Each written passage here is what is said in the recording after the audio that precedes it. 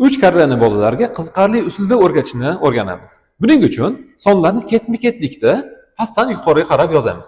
1, 2, 3. Endi pastdan yana 4, 5, 6 va nihoyat 7, 8, 9.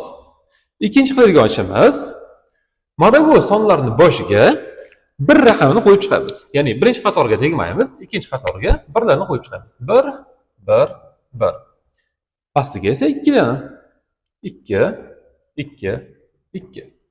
Ko'rib turganingizdek, pastdan yuqoriga qarab turib biz sonlarni ketma-ketlikda yozdik.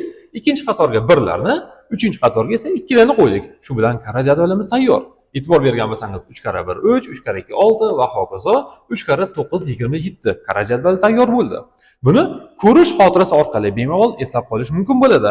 Hamda ketma-ket tartiblanishini eslab qolish orqali ham kara jadvalni bemalol yodlab qolish mumkin. Buni ayniqsa chapaqay bolalarga qo'llab ko'ring.